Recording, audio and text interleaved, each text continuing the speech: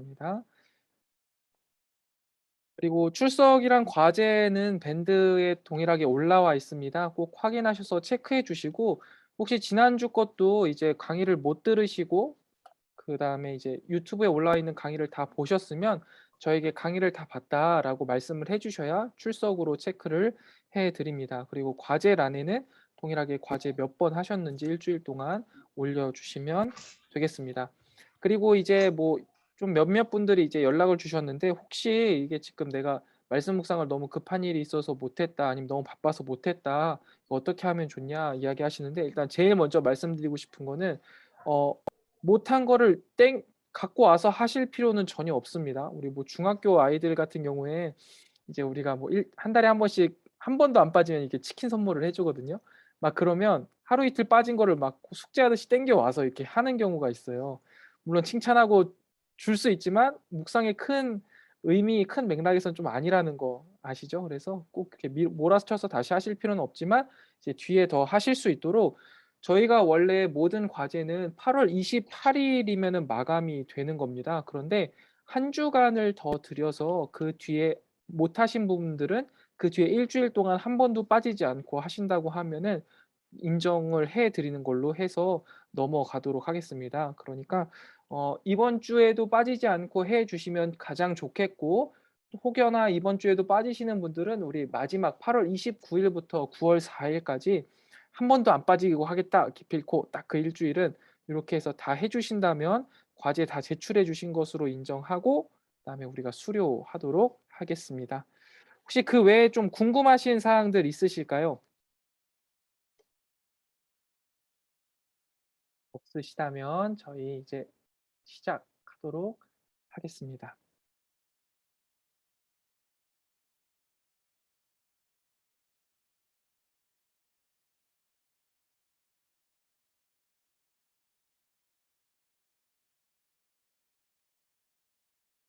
자, 우리 이제 성경 묵상 기초 과정 마지막 강의입니다. 이제 오늘까지 하면은 끝나게 되는데요. 성도님들의 책으로는 빨간 책 29 페이지부터 이제 시작을 하게 됩니다. 앞에 보시면은 이제 성경 묵상 훈련이에요. 우리가 이미 다 배운 거야. 다 배웠고요. 기본 과정은 다 배웠고 이제는 실전 훈련을 하는 과정입니다. 그러니까 여기에는요. 이미 우리가 배운 것들을 계속해서 복합적으로 이야기를 하고 좀 요약해서 말을 하고 하게 됩니다. 그래서 배운 것들을 한번 정리해 보신다 생각하시면 좋을 것 같고요. 성경 묵상 훈련 1 번과 2 번을 우리는 합쳐서 오늘 한 강의로 끝내려고 합니다. 성경 묵상을요 즐겁게 하는 사람이 있고요. 좀 어렵게 하는 사람이 있어요. 요거의 차이가 뭐냐면 기초예요, 기초. 이 기초를 지키느냐 지키지 않느냐가 묵상이 앞으로 계속해서 점점 즐거워질 수 있느냐 아니면 점점점 어려워지고 점점 힘들어지고 점점 다시 과제로 변경 막 바뀌느냐 요게 차이가 있습니다. 그래서 기본을 튼튼히 해야 된다. 기본을 튼튼히 해야 한다라는 것을 우리가 이번 시간에 한번 다시 살펴볼 거예요. 성경 묵상 훈련 1번 29 페이지 보시면요. 성경 읽기를 즐겁게 하는 것과 어렵게 하는 것은 무엇이냐? 어 다른 게 아닙니다. 천천히 읽는 것 그리고 3번 이상 읽는 것. 조금 더 편하게 이야기하자면 이해가 될 때까지 읽는 것이 굉장히 중요하다라는 것이죠. 성경 묵상에서 읽기는요 굉장히 중요해요. 왜 그러냐면 우리가 이 성경이 무엇이냐면 글이잖아요, 글. 하나님의 생각을 사람에게 알려 주셔서 그 사람이 글로 적은 거예요. 결론적으로는 이 이 하나님의 말씀은요. 읽어야지만 우리가 이해할 수 있다라는 겁니다. 생각을 담고 있기 때문에 끊임없이 읽어야 돼요. 그래서 생각을 할 때 어떻게 해야 되냐면 이 그냥 우리가 단순히 한 글자 한 글자를 읽는 게 아니라 '하나님의 생각을 우리가 읽는다.'라고 생각을 하셔야 되는 거예요. 말씀을 읽을 때는 그냥 이 말씀이 어떤 한 단어나 아니면 뭐 문장이 아니라 '아 여기에 있는 하나님의 생각이 무엇일까.'를 고민하면서 읽어야 되는 거예요. 제일 쉬운 예로는 늘 이제 목사님들이 편하게 예를 드시는 게 뭐냐면 연애 편지 다 한 번쯤 받아 보셨을 거 아니에요. 연애 편지를 이거 막 오탈자가 있냐 아니면 문법이 맞냐 아니면 이 사람이 뭔가 하려고 하는 말이 뭐냐 막 이런 걸 막 머리를 쥐어짜내면서 읽지 않잖아요.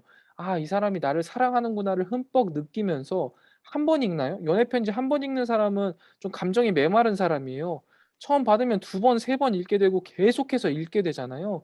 계속해서 읽게 되는 거예요. 읽게 되면 소소한 한 문장에서도 '아 이 사람이 이때는 나에 대해서 요렇게 느꼈구나. 아 이 사람이 이런 걸 좋아하겠구나.'를 자연스럽게 깨닫게 되거든요. 성경 말씀도 마찬가지라는 거예요. 우리가 하나님과의 교제라고 생각하고 하나님의 러브레터라고 생각하면서 '아 하나님이 나한테 뭐라고 말씀하시는 거지? 아 이때는 어떤 감정을 느끼셨을까? 무슨 생각을 하셨을까?' 하면서 읽는 게 굉장히 중요하다라는 것을 말씀드립니다. 성경 묵상의 절반은요. 사실 성경 읽기예요. 읽지 않으면 안 된다는 거예요. 특별히 그 읽는 것을 어떻게 읽어야 되느냐 계속 살펴볼 건데 실제적인 방법이 있습니다. 계속해서 말씀드렸다시피 소리 내어서 꼭 읽어 주세요. 여기에 보시면은 어 성도님들 페이지로는 30 페이지인데요. 뭐 이제 성 "천천히 소리 내어 읽기. 성경 묵상에서 가장 경계에 있는 자세가 눈으로만 읽는 자세입니다."라고 되어 있잖아요. 이 눈으로만 읽는 사람은 성경 묵상을 어렵게 하려고 작정한 사람이에요. 작정한 사람이에요. 공부하기 싫은 애들이 의자 뒤로 쑥 빼고 앉아 가지고 그냥 뒤로 앉아서 교과서 보는 거하고 똑같은 거예요. 딱 책을 펴고 말씀을 펴서 소리 내어서 읽는 것 굉장히 중요합니다. 아무것도 아닌 것 같지만 굉장히 중요합니다. 꼭 소리 내어 읽으셔야 돼요. 그다음에 줄치고 표시하면서 "묵상은 눈으로 하는 게 아니라 손으로 하는 거다."라는 이야기도 많아요. 공부할 때도 마찬가지예요. 저는 이제 저희 아버지가 저를 엄청나게 공부를 시키려고 많이 노력을 하셨거든요. 맨날 앉혀 놓고 이 얘기 저 얘기 해 주셨는데 그때도 늘 하셨던 얘기가 손으로 쓰라는 거예요. 그래서 저희 아버지는 막 하루에 깜지 노트를요 막 10 장씩 막 20 장씩 쓰라고 했어요. 그런데 뭐 크게 도움은 안 됐거든요. 그런데 어느 정도 이제 우리가 말씀 묵상을 할 때 이 묵상책을 좀 더럽게 쓰는 거, 줄도 치고 표시도 하고 내 생각을 적어 보고 하는 것은 굉장히 큰 도움이 됩니다. 그렇기 때문에 손으로 하세요. 눈으로만 보지 말고 첫 번째 입으로 하라 말씀드렸고 두 번째 손으로 하셔야 됩니다. 많이 표시하세요. 많이 표시하고 밑줄도 치시고 물음표도 했다가 별표도 했다가 이런 것들을 하셔야 됩니다. 반복된 단어, 중요한 지리 아니면 인물의 말이나 감정 표현 같은 것들을 끊임없이 꼼꼼히 살펴보다 보면 거기서 갑자기 하나님의 뜻이 하나님의 생각이 툭툭 올라오는 경우가 있습니다. 세 번째, 질문하고 기록하면서 읽는 겁니다. 질문이 없다. 하나님의 말씀을 읽는데 질문이 없다. 요거는 둘 중에 하나잖아요. 내가 100% 이해했다. 혹은 관심이 없다. 완전히 이해하지 아예 이해를 못한 거예요. 그러니까 그냥 뭐라고 말하든 상관이 없는 거죠. 공부 잘하는 아이들은 질문이 많습니다. 큐티를 잘하는 분들은 질문이 많아요. 저희가 지금 이거 묵상 교육하면서도 제가 이제 지지난주부터 편하게 이야기하세요 했잖아요. 그럼 몇 분들이 계속 질문하시는 분들이 있어요. 그런 분들은요. 본인 스스로 '아 내가 뭐 신앙이 좀 부족한가? 아니면 내가 성경을 잘 모르는 건가?' 생각하실 수 있겠지만 아니에요. 그분들이 제일 잘하고 있는 분들입니다. 아마 지금 이제 아실 거예요, 본인들이. 제일 잘하고 계신 분들이에요. 전 진짜 박수 쳐 드리고 싶고 늘 말씀드리지만 전혀 귀찮지 않습니다. 어느 시간에도 해 놓으셔도 질문을 그냥 카톡으로 해 놓으시면 제가 편한 시간에 보고 편하게 답변 드리니까 전혀 아무렇게도 그렇게 생각하지 마시고 늘 질문해 주셔야 돼요. 그리고 본인도 질문을 하시고 뭐 제일 간단한 거는 사실 인터넷에 쳐 봐도 금방금방 나옵니다. 다른 분들은 아마 고렇게 하고 계시지 않을까 싶어요. 인터넷에 찾아보면 금방금방 나와요. 그런데 이제 사실 또 이게 우리의 견해와 맞냐 요것도 쪼끔 의문이 들 수 있으니까 편하게 저한테 질문하시면 제일 좋을 것 같습니다. 그래서 질문해라. 물음표가 많아야 돼요. 그리고 기록해라라고 말씀드립니다. 그래서 요약할 때요 여러분 우리가 이런 중요한 단어들을 뭐 표시하고 질문하고 별표를 해 놓으면 걔네들만 잘 엮어도요 요약이 확 됩니다. 이 성경 말씀 요약 잘 안 된다 하시는 분들을 보면 깨끗해요. 묵상책이 깨끗해. 그냥 읽고서 머릿속으로만 어떻게든 요약을 해 보려고 하면 이 요약이 안 돼요. 그렇게 되시는 분들은 약간 좀 천재? 그렇게 해서 된다 하면 그냥 그렇게 하시면 되는데 '내가 좀 그게 아니다. 극과가 아니다.' 하시면 표시 많이 하셔야 됩니다. 제가 지난주에도 보여 드렸죠. 우리 선생님들은 표시 엄청나게 합니다. 아이들도 표시하고 이렇게 해서 요약이 된다는 거죠. 키워드만 잘 연결해도 요약이 된다라고 했고요. 이게 좀 실제적인 방법입니다. 우리가 겉으로 보일 때 이렇게 하면 큰 도움이 되고 요렇게 하면 앞으로 성경 묵상이 점점 즐거워질 거다라고 말씀드리는 거예요. 그다음에 이제 실제적으로 우리가 이렇게 하면 무엇을 파악하게 되냐면 첫 번째 외면적으로 읽는 거예요. 그러니까 우리가 3번, 4번 읽으니까 읽으면서 우리가 해야 될 건 뭐냐면 첫 번째 사실 파악이에요, 사실 파악. 여기 안에서 있는 그 팩트들을 찾는 거죠. '뭐지? 뭐가 정상이지?' 라는 거죠.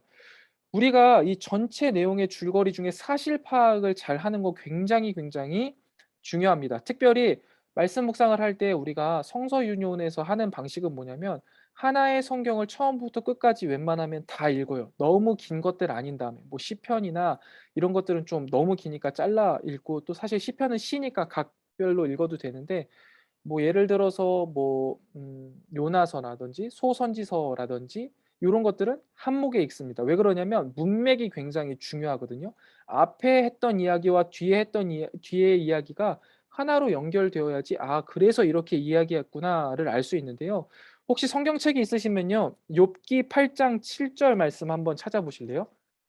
욥기 8장 7절 말씀입니다. 이게 대표적으로 우리가 성경을 뜨문뜨문 읽으면은 일어나는 제일 쉬운 뭐랄까 오류인데요. 잘 아는 겁니다. 사실 성경책 없으신 분들 제가 읽어 드릴게요. 요 욥기 8장 7절 말씀 뭐냐면 "내 시작은 미약하였으나 내 나중은 심히 창대하리라." 라 입니다. 아마 지금 여기 계신 성도님들 뭐 신앙생활 좀 오래 하셨으면은요. 뭐 개업을 하셨다든지 아니면 뭔가 이런 것들을 하시면 대부분 목사님들이나 아니면 뭐 전도사님들 아니면 옆에 성도님들이 이거 쓰여져 있는 뭐 식탁 아니면 나무 판때기 이런 거 많이 갖다 주셨을 거예요. 근데 여기에 지금 이 말을 하는 사람이 누군지를 아세요? 요거 이야기하는 사람은 빌닷이라고 욥의 친구예요. 근데 이 이야기를 왜 하는 거냐면 욥의 고난이 이게 하나님의 징계라고 생각한 거예요. "너 잘못한 거 있으니까 하나님이 징계하시는 거지 이놈아. 네가 하나님 뜻대로 했으면 네 시작은 미약해 했어도 끝은 창대했어야 되는데 야 너 엄청나게 거부였다가 지금 쫄쫄 다 망했잖아. 네 자녀 다 죽고 아내는 도망가고 지금 네 상황을 봐. 너는 하나님 뜻대로 분명히 안 산 거야." 라면서 이 문구를 말한 건데 우리는 이 문구를 축복의 구절이라고 하면서 막 선물을 하고 이거를 또 마음에 막 품고 있잖아요. 이게 말씀 묵상을 파편적으로 문맥을 해석하지 않고 사실 진위 여부를 전혀 파악하지 않아요. 그냥 나의 마음에 와닿으면 '나 이제 뭔가 시작하려고 하는데 내 시작은 맞아 미약해. 하지만 하나님이 함께 하시면 할 수 있지. 아멘.' 팍 물론 나쁘다라고 이야기할 수는 없지만 잘못된 적용이라는 거예요. 잘못된 적용이죠. 물론 이 말씀을 가지고도 충분히 뭐 그럴 수 있지만 그리고 당연히 하나님은 그런 분이시지만 이 적용이 잘못되었다라는 거죠. 여기에서 그런 적용은 맞지 않아요. 그렇기 때문에 읽으면서 사실을 파악해야 돼요. 이게 과연 무슨 내용인가? 이게 무엇을 이야기하는 건가를 생각하셔야 됩니다. 그리고 조금 더 팁을 드리고 싶은 거는요. 우리가 이렇게 잘 아는 이런 성경들 있잖아요. 이런 성경들일수록 여러분 낯설게 읽으셔야 돼요. 그냥 뻔하게 오늘 뭐 예를 들어서 뭐 욥기 이 말씀을 봤는데 '그래. 내 시작은 미약하였으나 끝은 창대하지. 하나님 말씀 믿으면 하나님 잘 되게 하실 거야.' 그냥 요렇게 받아들이는 게 아니라 쪼끔 더 낯설게 한 번만 더 읽어 봤으면 '그 내용이 아니네.'라는 것을 얼마든지 알 수 있을 겁니다. 요거를 위해서 쪼끔 필요한 게 뭐냐면 "다양한 번역본들을 보시라."라고 이제 좀 권해 드리는 편이에요. 뭐 예를 들면 저희가 지금 저희 교회에서 보고 있는 거는 개역 개정 성경이잖아요. 그러면 우리가 한국 사람이니까 이제 다른 언어는 좀 어렵다 하시면은 개역 한글이라고 우리가 예전에 읽던 성경이 있습니다. 그거를 보신다든지 아니면 한자가 쪼끔 더 되시면 중국어 성경도 좋고요. 아니면 공동의회에서 번역된 공동 성경이라는 것도 있어요. 이거는 이제 뭐 기독교, 카톨릭 요런 중요한 사람들이 모여서 다시 한번 번역한 건데 물론 우리는 이제 받아들이지 않지만 고것도 한번 보시는 것도 도움이 돼요. 우리의 주 텍스트는 개역 개정으로 보고 나머지를 함께 보신다면 충분히 도움이 되시고 영어가 좀 되신다 하면은 뭐 NIV나 아니면 킹 제임스 버전이나 뭐 이런 것들을 보시는 것도 충분히 도움이 되겠습니다. 그래서 좀 낯설게 읽는 거 요것도 어렵다 싶으시면 3 번, 4번 소리 내어서 읽는 것만으로도 처음에는 굉장히 낯설게 느껴지시고 새로운 것들을 많이 사실을 파악하실 수 있을 겁니다. 자 그다음으로 우리가 읽어가면서 그다음 해야 될 건 뭐냐면 그 사건의 이면을 파악하는 거예요. 동기를 파악하는 거죠. 저자의 의도를 생각하면서 읽는 거예요. '왜 이런 말을 했을까? 왜 이렇게 표현하셨지?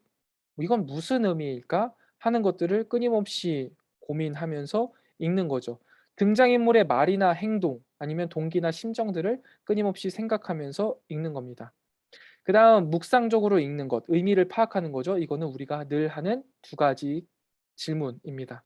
'하나님 어떤 분이신가? 내게 주시는 교훈은 무엇인가?'를 파악하면서 읽는다라는 것이죠. 자, 그다음 31 페이지로 넘어가 보시면요. 우리가 읽었다면 이제 써야 됩니다. 써야 돼요. 생각을요 표현해야 돼요. 성경 묵상에서요 쓰는 것은 굉장히 중요합니다.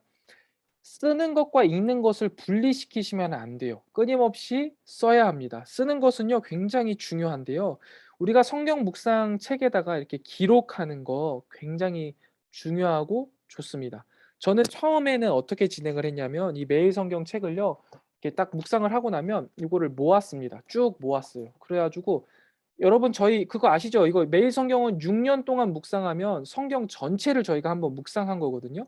그렇기 때문에 이게 6년 뒤에 책상에 다 꽂혀 있으면 뭐가 되냐면요. 나만의 주석이 되는 겁니다. 뒤에 다 써져 있잖아요. 이사야 뭐 다 시편 이런 거 써 있거든요. 그러니까 내가 이번 연도에 성경을 보다가 궁금하면 한번 찾아보는 거 '아 내가 그전에는 어떻게 적용했지?' 보면은 되게 재밌어요. 우리 옛날에 뭐 초등학교 때나 중학교 때 일기 써 놓은 거 가끔 가다 들춰 보면 되게 웃기고 또 그때 생각이 새록새록 나잖아요. 이건 또 그렇습니다. '아 내가 그때 이런 마음가짐으로 이렇게 묵상했었구나.' 6 년간 내 나만의 주석이 되는 거고 또 뭐 우리 장로님들, 권사님들 이거 책에 꼽아 놓으세요. 그러면 나중에 자제분들이 이거 다 기록 유산입니다. 부모님들이 해 놓은 거 다 보면서 '아 우리 어머니 이렇게 했구나. 우리 아버지는 이런 마음으로 읽으셨구나.' 되는 거죠. 얼마나 좋아요. 그다음에 이걸 모으다 보니까 6년 모으면요. 책장에 한 세 칸이 다 차요 이걸로. 그래 가지고 제가 '아 이건 도저히 안 되겠다.' 그리고 뭐 이제 다른 책들도 많으니까 '아 이거는 안 되겠다.' 생각해서 저는 이제 이북으로 보기 시작했습니다. 그래서 쪼끔 젊으신 분들 그 집사님들은 이북을 좀 활용하시는 걸 좀 적극 추천드리는 바이고요. 아니면 이제 저 같은 경우에는 블로그에다가 제가 이제 제가 묵상한 거를 계속해서 올리거든요. 블로그에 올리셔서 차곡차곡 모으시는 거 그러니까 모으는 걸 되게 추천드려요. 그러니까 쓰다 보면 이게 모입니다. 모이다 보면요 여러분 이게 내 신앙의 기록이 되고요. 내 신앙의 기록은 결국에는 나의 신앙의 힘이 돼요. 내가 언제든 펼쳐서 '아 하나님이 이렇게 함께 하셨지. 그동안 너무나 세밀하게 나와 함께 하셨구나.'라는 것을 찾아볼 수 있는 기록이 되고 힘이 됩니다. 그래서 쓰는 거 굉장히 잘 해 주시고 잘 모으세요. 모으세요.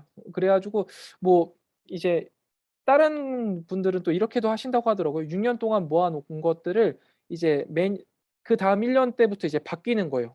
작년에 했던 시편이 올해 왔으면 그걸 보면서 여기다가 더 추가해 놓고 예전 시편은 버리고 또 시편을 꽂고 이런 식으로 계속 업데이트하는 것도 있다고 하니깐요. 뭐 고렇게 하시는 것도 나쁘지 않습니다. 쓰기의 중요성이 뭐냐면요. 여러분 해 보시면 아시겠지만 쓰다 보면 생각이 정리됩니다. 이 쓰다 보면 정리가 돼요. 그냥 머릿속으로만 생각하면은요. 이 정리가 생각이 잘 안 됩니다. 그렇기 때문에 계속해서 쓰다 보면 정리가 되고 명료해집니다. 아 하나님의 뜻이 굉장히 명료해지고 아주 날카로워지는 것을 경험할 수 있습니다. 아무리 기억력 좋은 사람도요. 시간이 지나면 잊어요. 기발한 생각도 잊어먹잖아요. 그래서 옛날에 우리 한참 메모의 습관 막 이래 가지고 매스컴에도 한참 떴던 거 있거든요. 기록하는 사람은요 절대로 잊지 않습니다. 왜냐하면 종이가 잊지 않으니깐요. 그래서 우리가 기록하는 게 굉장히 중요하다라는 말 다시 한번 드립니다. 그리고 보시면은요. 여러분들 책 31 페이지에 보시면 하나님도 늘 기록해서 우리에게 남겨 주시죠. 그게 성경이기도 하고 십계명 돌판이기도 합니다. 그리고 하나님이 또 어떻게 하시냐면 32 페이지에 "우리에게 기록하라."라고 말씀하세요. 신명기 6장 6 절부터 9절 제일 마지막에 보면 "기호를 삼으며 내 미간에 붙여 표로 삼고 또 내 집 문설주와 바깥문에 기록해라."라고 말씀하시잖아요. 하나님은요 우리에게 끊임없이 "기록하라."라고 말씀하세요. 기록하지 않으면 잊기 때문이죠. 사람은요 기록하지 않으면 끊임없이 잊습니다. 그러니까 기록해야 돼요. 그리고 제자들 3번 보시면 제자들도 또 기록합니다. 그래서 우리에게 넘어온 게 신약 성경이에요. 그리고 나서 기록하는 나. 우리가 잘 기록하면 우리 다음 세대들 이거 보는 거예요. 지금 보여주기 너무 창피하니까 이제 어 나중에 엄마 아빠가 이제 하늘나라 가면은 이제 "한번 봐. 그러면 엄마 아빠가 이렇게 이렇게 해 놨어." 뭐 이렇게 하면 그 아이에게도 진짜 좋은 자료가 되지 않을까 하는 생각을 해요. 저도 그렇게 좀 남기고 있는 거고요. 그다음 이제 보시면 성경 묵상을 돕는 쓰기 방법이라고 되어 있는데요. 성경 묵상을 하면 뭐라도 쓰세요. 정말 뭐라도 자꾸 쓰셔야 됩니다. 그냥 끄적끄적 처음에는 끄적끄적 대세요 계속. 아 뭐 '하나님은 질투도 하시네?' 뭐 이렇게 쓰시던가 아무튼 뭐라도 쓰세요. 묵상책을 더럽게 '나는 묵상책 더럽게 쓴다.'라고 생각을 하세요. 그리고 나서 뭐 백교도 써 보시고 마음에 닿는 구절들 백교도 써 보시고 또 여기 가운데 또 있으실 수 있겠는데 뭐 캘리그라피 같은 거 잘 쓰시는 분들은 하루를 살아갈 한 줄 같은 거 멋지게 캘리그라피로 이렇게 딱 쓰셔 가지고 갖고 계셔도 좋고 그다음에 뭐 바꿔서 뭐 자기 말로 한번 바꿔서 써 보기도 하고 묵상을 담은 기도문도 써 보시기도 하고 해서 자꾸만 쓰시다 보면 뜻이 명료해지고 명료해지면 명료해질수록 내 돌 같은 마음에 아주 날카롭게 새겨집니다. 돌에 날카롭게 새겨진 그 문장은 잘 지워지지 않습니다. 그래서 자꾸자꾸 쓰셔야만 합니다. 그렇다면 성경 묵상 무엇을 쓸 것이냐? 두 질문에 대한 답입니다. 하나님은 어떤 분이신가? 내게 주시는 교훈은 무엇인가에 대해서 쓰시면 된다라는 거예요. 첫 번째, 하나님은 어떠한 분이신가에서요. 하나님에 대한 직접적인 언급을 찾아내는 거예요. 뭐 하나님이 하신 일이나 사역 아니면 하나님 본인이 직접 말씀하시는 경우도 굉장히 많잖아요. 나는 뭐 아브라함의 하나님, 이삭의 하나님, 뭐 야곱의 하나님이다라고 본인이 직접 말씀하시는 경우도 있고 선지자의 입을 대어나여서 뭐 "나는 질투하는 하나님이다."라고 말씀하시기도 하고 이런 것들을 찾으셔야 합니다. 그다음에 하나님 자신의 성품, 표현, 그다음에 약속이나 명령 이런 것들을 보시면서 그다음에 저자나 등장인물들에 대한 하나님의 고백이에요. 하나님에 대한 묵상은요 여러분 억지로 찾아내려고 하지 않으셔도 돼요. 그리고 '아 많이 찾아내야 되지.' 뭐 이런 게 아니에요. 그냥 자연스럽게 문맥을 따라서 읽다 보면은 찾아져요. 그래서 하나님이 어떠한 분이신가를 잘 찾는 분들은 이게 몇 절에서 하나님이 어떠한 분이신가가 나왔다는 것들을 확인할 수 있으셔야 돼요. 몇 절에서 하나님이 이렇게 말씀하신 것 같아라는 것을 찾아낼 수 있어요. 물론 100%는 아니지만 대부분 경우 그렇습니다. 그래서 이 말씀에서 이런 하나님의 모습을 찾아냈습니다라고 보시면 되겠고요. 이게 한 8할 정도 돼요. 80%는 보통 이렇게 쉽게 찾아지는데 한 20% 많이 치면 한 30% 정도 하나님에 대해서 언급이 안 되어 있는 경우가 있어요, 성경에. 간접적인 거죠. 그러면 그 이면에서 이루어지는 하나님의 섭리를 찾아야 되는데요. 룻기 뭐 2장 3 절부터 4 절에 보면 우연히 하나님께서 이제 룻기와 보아스의 일들을 이루시는 것들을 보면서 우연한 하나님의 섭리를 찾을 수도 있겠고 그다음에 에스더서를 혹시 아시나요? 에스더서를 한번 읽어 보시면은요. 하나님이라는 단어가 단 한 번도 나오지 않는 성경이에요. 그래서 이게 과연 정경이냐 아니냐 이것도 막 옛날에 학자들에게서는 굉장히 논란이 됐거든요. 근데 참 바보 같은 일이죠. 하나님이라는 단어가 한 번도 안 나오지만 그 배후에서 끊임없이 일하시는 하나님은 우리가 에스더서 전체 스토리 가운데 충분히 찾을 수 있잖아요. 요런 것들이 이제 이면에 보이는 하나님입니다. 하나님에 대해서 딱 명료하게 나오진 않지만 이면에서 끊임없이 일하시는 하나님의 모습을 찾을 수가 있습니다. 그다음 이제 하나님에 대해서 우리가 찾았다면 그 발견한 하나님에 대한 반응을 써 보는 거죠. 뭐 예를 들어서 뭐 "하나님은 이런 분이십니다." 고백이 될 수도 있고요. 아니면 "이런 분이셔서 감사합니다." 감사, 회개, 간구, 결단 뭐 여러 가지 반응이 자연스럽게 나오게 되는 겁니다. 그다음 성경 묵상 이제 그다음에서 "내게 주시는 교훈은 무엇입니까?" 요거를 어떻게 찾을 수 있느냐? 이 등장인물들의 모습을 통해서 교훈을 찾을 수 있습니다. 요게 가장 좀 쉬운 것 같고 저는 개인적으로 되게 재밌어요. 요나서 같은 거 있잖아요. 요나서를 읽으면 요나라는 그 사람의 모습을 통해서 우리가 많은 교훈들을 찾을 수가 있겠죠. 그다음에 나번의 사건의 결과들을 통해서 교훈을 찾을 수도 있습니다. 사건의 결과들에 대한 교훈을 찾으려면 사무엘상 15 장에 보면 사울이 아말렉과 전투를 하고 나서 그 나머지 이제 전리품들을 끌고 오거든요. 분명히 하나님께서 그거 다 없애버리라고 했는데 끌고 들어와요. 그리고 나서 이제 하나님께서 그 결과 사울을 버리시죠. 하나님이 사울을 이제 더 이상 왕으로 삼지 않으시고 버리십니다. 이게 결과예요. 하나님의 말씀대로 행하지 않고 자기 뜻대로 행한 결과는 하나님께 버림받는다라는 그 결과를 우리가 알았잖아요. 그러면 교훈은 어떻게 도출할 수 있겠죠? '아 하나님의 뜻대로 행하는 게 중요하구나.'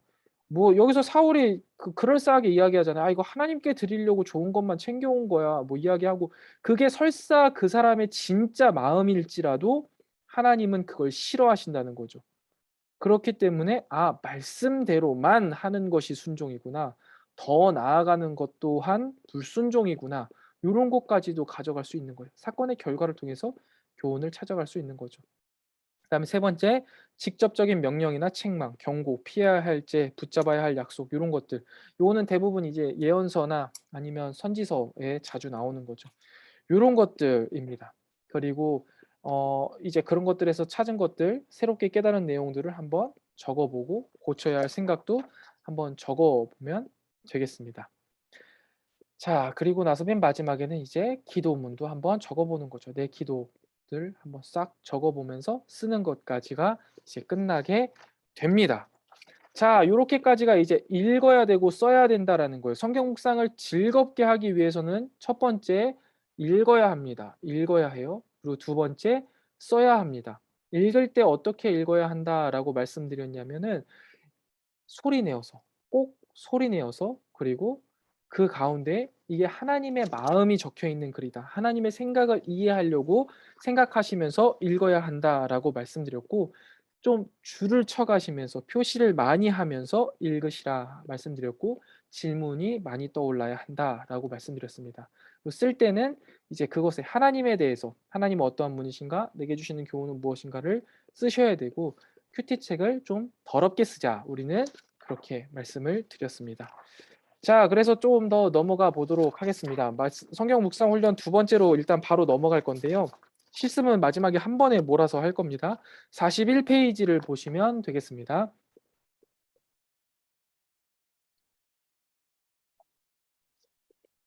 41 페이지 제일 위에 보시면 적용이라는 게 나와 있습니다. 적용은 뭐냐면 말씀과 삶의 만남과 연결입니다.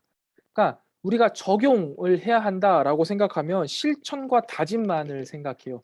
이거는요 부수적인 거예요. 그러니까 그냥 저절로 도출되는 거고요. 제일 중요한 건 뭐냐면 적용은요 연결이에요. '말씀과 내 삶을 연결하는 거다.'라는 거예요. 이 연결이 잘 되어지면 그 가운데 자연스럽게 실천이 나오고 자연스럽게 다짐이 나오게 돼요. '연결시키는 게 제일 중요하다.'라는 겁니다. 조지 거스리라는 사람이 "성경의 적용이란 성경의 진리를 우리 삶에 신중하게 대입하는 것이다.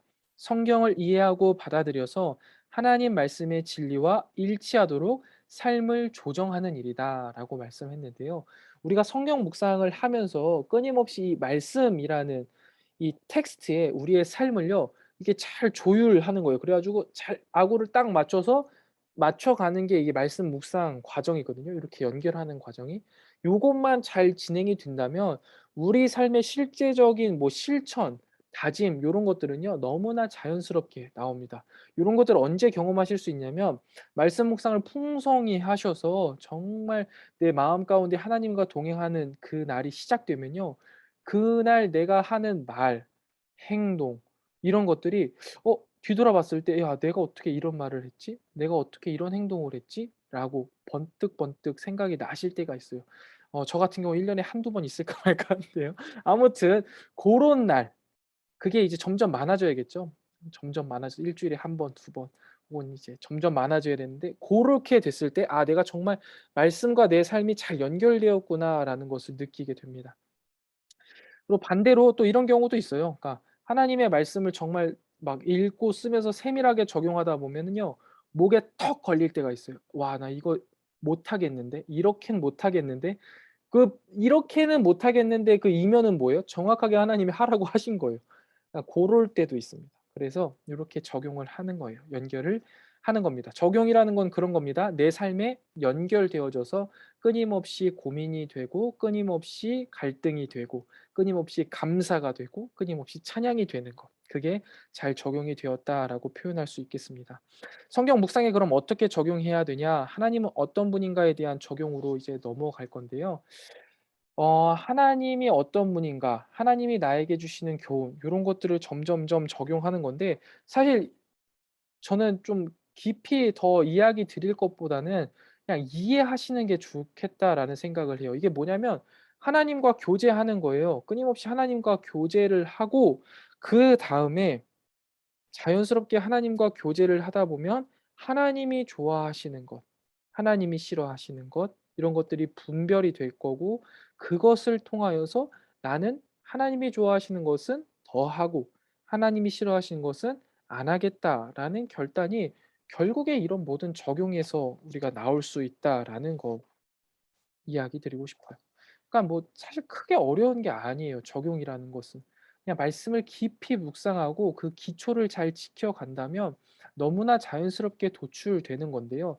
사실 여러분들 가운데 말씀 묵상이 조금 얼마 되지 않으셨으니까 '요런 것들이 잘 나오지 않을 수 있겠다.'라는 생각은 많이 해요. 그리고 저도 말씀드렸다시피 정말 말씀 묵상의 적용이 내 삶 가운데 탁 되었다라고 느끼는 것은 정말 뭐 한 달에 한두 번 있을까 말까 해요. 한 달에 한두 번 있을까 말까.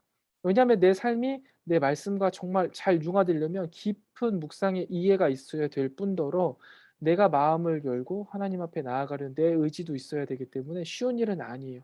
그러나 요런 마음가짐을 갖고 하시다 보면 한 번, 두 번 맛을 보게 되고 그 한 번, 두 번만 맛보면요. 묵상을 절대 놓을 수가 없습니다. 계속해서 찾아가게 된다라는 거죠. 그래서 41 페이지에 보시면은 뭐 어 하나님이 나에게 주시는 교훈에 대한 적용 해 가지고 뭐 스페이스 원리 해 가지고 영어 쭉 되어 있는데요. 한 번씩만 읽어 볼게요. 저는 뭐 영어에 약해서요. 내가 고백해야 할 죄, 버려야 할 죄가 있는지 한번 살펴보고 내가 붙잡아야 할 구체적인 약속이 무엇인지 살펴보고 내가 고쳐야 할 생각이나 피해야 할 행동이 무엇인지 생각해 보고 내가 순종해야 할 명령은 무엇인지 내가 본받아야 할 점은 또 본받지 말아야 할 점은 무엇인지를 한번 살펴보면 된다. 그리고 42 페이지에 보면 OP 적용의 원리라고 되어 있는데요. 요거는 조금 이제 중요한 것 같아서 일단 보시면은 제일 첫 번째 P 퍼스널 보면은 나로부터 시작되는 적용이잖아요. 이게 참 이게 웃긴데요. 이 제가 교육을 하다 보면은 우리 애들 같은 경우에는 말씀 묵상을 하고 나면 꼭 자기 엄마한테 적용을 해요. 엄마가 말씀 묵상을 해야 된다는 거예요. 맨날 화내고 나한테 욕하고 막 짜증 낸다라는 거예요. 근데 또 웃긴 거는 부모님들한테 교육을 하면 부모님들은 내 아이들에게 시키려고 한다는 거죠. 이 자기한테 적용을 안 해요. 항상 남에게 한다는 거예요. 이거 참 문제가 있죠. 나로부터 적용이 시작돼야 돼요. 중요한 건 나로부터. 항상 나에게만 적용하면 돼요. 내 탓이고 내 문제인 거지 내 아이 문제도 아니고 우리 엄마 아버지 문제도 아니에요. 내가 적용해야 합니다. 항상 자신에게 먼저 적용을 해야 되고 두 번째 실행 가능한 적용이어야 해요. 실행 가능한 적용. 이거는 쪼끔 더 구체적으로 이야기를 드리자면은요.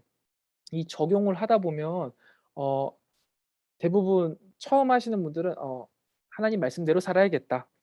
뭐 '하나님 기뻐하시는 대로 살아야겠다.' 물론 적용 가능합니다. 적용 가능하지만 이게 사실 너무 애매모호해서 '실천적으로 가능하지 않다.'라는 거예요. 그래서 그 밑에 보면은 구체적인 적용을 하라고 말하잖아요. practical 되어 있는데 구체적으로 실전거리를 찾아야 돼요. 아주 구체적으로. 예를 들어서 이제 아까 같은 경우도 마찬가지예요. "엄마가 나한테 화를 내지 않았으면 좋겠어요."라는 그 본문을 엄마가 읽었을 때 엄마는 딱 적용을 해야죠. '아 우리 아이에게 나는 좀 더 하나님의 말, 예수님의 입으로 이야기를 해야겠다. 그래서 오늘 우리 아이에게 무슨 일이 있어도 화내지 않기. 요렇게 오늘 하루만이라도 화내지 않기. 뭐 딱 요렇게 구체적으로 정해서 한번 진행해 보는 거죠. 그렇게 실천거리를 좀 구체적으로 언제, 어디서, 무엇을 어떻게 할 것인가 요런 것들을 정해 보시는 게 중요합니다. 그러니까 하루를 살아갈 한 줄은 좀 포괄적으로 나올 수 있는데요. 제너럴하게 나올 수 있는데 그 밑에다가 꼭 다시 한번 내가 그래서 오늘 하루 해야 할 것들을 한번 적어 주시면 제일 베스트인 것 같습니다. 그래서 '아 오늘은 내가 누구랑 만났을 때 어떤 식으로 이야기해야겠다.' 아니면 '내 아이에게, 내 남편에게, 내 아내에게 요런 식으로 행동해야지.' 요런 것들을 좀 구체적으로 적으셔야 되고요. 그다음 검증을 하셔야 돼요. 이게 검증을 안 하면 확인이 안 되고 확인이 안 되면 이게 애매모호해지고 재미가 없어요. '아 내가 했구나 안 했구나.'가 정확해야 돼요. '내가 오늘도 우리 아이한테 화냈네. 내가 오늘도 우리 아내에게 짜증을 부렸네. 내가 잘못했네.' 이게 반성이 되잖아요. 이거 반성을 확인하시고 그다음에 '내일은 안 해야지.' 요렇게 되시는 게 중요하다라는 거고 마지막으로는 이제 공동체가 납득할 수 있는 교회와 교회 전통에서 납득할 수 있는 적용이 되어야 한다라는 건데요. 이거는 그냥 기본적으로 우리가 말씀 성경을 많이 읽었고 그다음에 신앙생활을 오래 하다 보면 자연스럽게 적용이 되는 부분이라 크게 어려운 부분은 아니라고 생각이 됩니다. 그다음 적용의 관점과 범위가 있는데요. 이건 무슨 말이냐면 우리가 이 말씀을 읽고 적용할 때 꼭 오늘 적용될 것이냐라는 거예요. 그렇지 않은 경우가 있습니다. 그날 본문이 꼭 그날 적용되지 않을 수도 있어요. 근데 우리가 그럼에도 말씀을 묵상하면 그 말씀이 내 안에 이렇게 저장되어 있다가 내 말씀이 적용되어져야 할 때 튀어나오는 거예요. 그래서 말씀 묵상을 매일 하는 거고 계속 저장되어 있다 미래에 적용되기도 하는 거고 아니면 과거의 나의 모습을 혹시 이제 떠올리게 되는 경우도 있어요. 적용이 과거에 일어나는 거예요. '아 내가 그때 이렇게 했어야 되는데.' 요런 식으로도 진행이 되기도 합니다. 그러니까 결국에 내가 살아가고 있는 이 세계와 말씀이 연결되기만 하면 적용이 된 거예요. 그러니까 오늘 꼭 '아 이거는 오늘 좀 아닌 것 같아. 아 이거 잘 모르겠네.' 하시더라도 괜찮습니다. 적용이 안 될 때도 많아요. 적용이 안 될 때도 많은데 그럴 때는 그냥 '아 오늘은 좀 잘 안 되네. 내일이나 아니면 뭐 다음날 미래를 위하여서 내가 그래도 심어 놔야지.' 하고 좀 가볍게 넘어가셔도 충분히 괜찮습니다. 계속해서 살펴본 것처럼 하나님에 대한 적용이라는 것 그다음에 교훈에 대한 적용을 우리가 삶에 계속 연결시켜야 한다는 것을 말씀드립니다.